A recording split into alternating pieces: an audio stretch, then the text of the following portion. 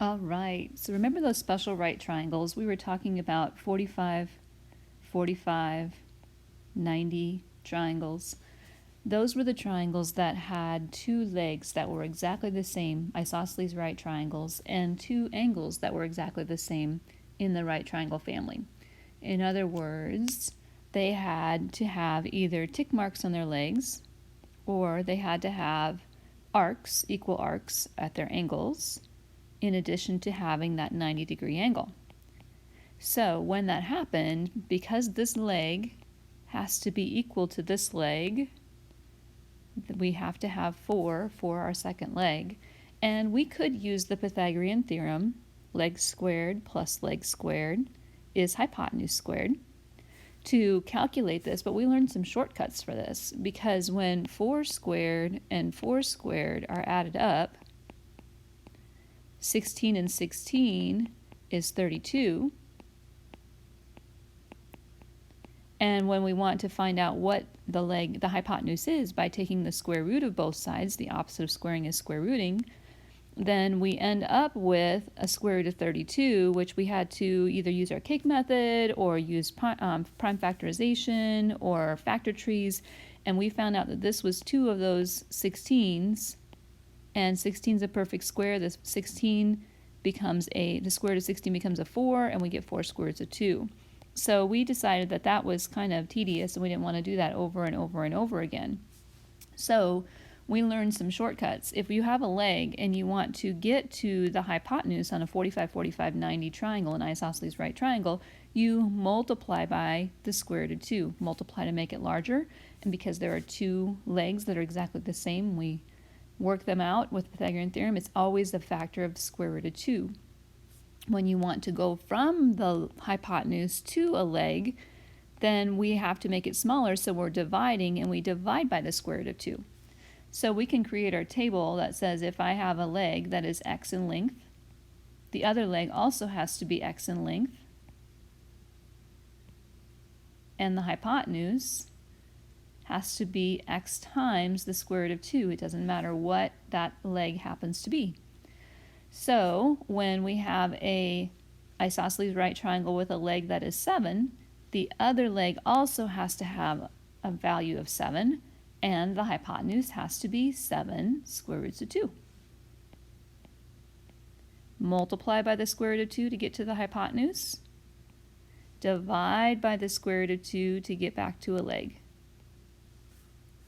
So here's another example where we have the hypotenuse, longest side opposite the right angle, and it is 10 times the square root of 2. Well, what would I do to get back to a leg? I have to divide to make it smaller. When we divide 10 square roots of 2 by the square root of 2, the square root of 2 over the square root of 2 simplifies to plain old 1, and 1 times 10 is 10. So if the leg is 10, the other leg also has to be 10. So we don't want to see a lot of Pythagorean theorem on your paper. All we want to see is that you are multiplying by the square root of 2 to make a hypotenuse, or dividing by the square root of 2 to get a leg. Sometimes, however, we want to be a little bit tricky with you to see if you will not pay attention and just immediately write down something like 8 in this case. If we look at this and we said, oh, there's an 8 square roots of 2, then it has to be 8. Well, does that make sense? Is it possible for 8 square roots of 2, the square root of 2 is 1.41 roughly. If I take that times 8, I'm bigger than 8, aren't I? And when that's the case, can the hypotenuse ever be smaller than the leg on an isosceles or any right triangle? And the answer is absolutely not. So we know that we can't just strip the square root of 2 off. We still have to use our process. So when we're using that process, we need to say, okay, if I have 8 square roots of 2 for my leg, that means 8 square roots of 2 has to be the other leg because it's isosceles. Legs are equal. And then I still have to use the same process. I have to multiply by the square root of 2. Well, 8 square roots of 2 times the square root of 2 means that I'm going to multiply the two square roots. Square root of 2 times square root of 2 is the square root of 2 squared. And squaring a square root lifts the radical, so I have 8 times 2. Well, 8 times 2 is 16, and that seems more reasonable because 16 is larger than 8 times the square root of 2. Finally, I could have a situation where I'm trying to build something and I want my hypotenuse of an isosceles right triangle to be a nice round number like 28. And so how would I figure out what the two legs are? Well, if I have the hypotenuse, I have to divide to get a leg. And my special number that I have to remember is the square root of 2. So I could get lazy and say, well, this is 28 divided by the square root of 2.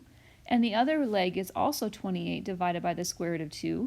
And that's technically a right answer, but we could end up with so many different answers when we're trying to read them to you or trying to figure things out. So we, as mathematicians, we like to rationalize that denominator and no longer leave it as something over the square root of 2.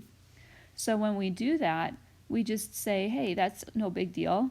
I don't want a square root of 2 in the denominator, so if I multiply it by the square root of 2, I'll get a square root of 2 squared, or 2, in the denominator. But anytime I do something to the denominator of a fraction, I have to do the same thing to the numerator, because the net result of this is that I'm just multiplying by the number 1. And so 28 times the square root of 2 can't be simplified at all unless I get out a calculator, and we don't want to do that. And so 28 square root of 2 divided by 2 is my answer, but then I can simplify one more time and say 28 divided by 2 is 14. So my actual leg on this isosceles right triangle is 14 square roots of 2. And that could be easily seen if I had 28 here. I'm dividing by the square root of 2. I have to do some work over on the side, and 14 square roots of 2 will be one leg, and 14 square roots of 2 will be the other leg. Thanks for watching, and enjoy your assignment.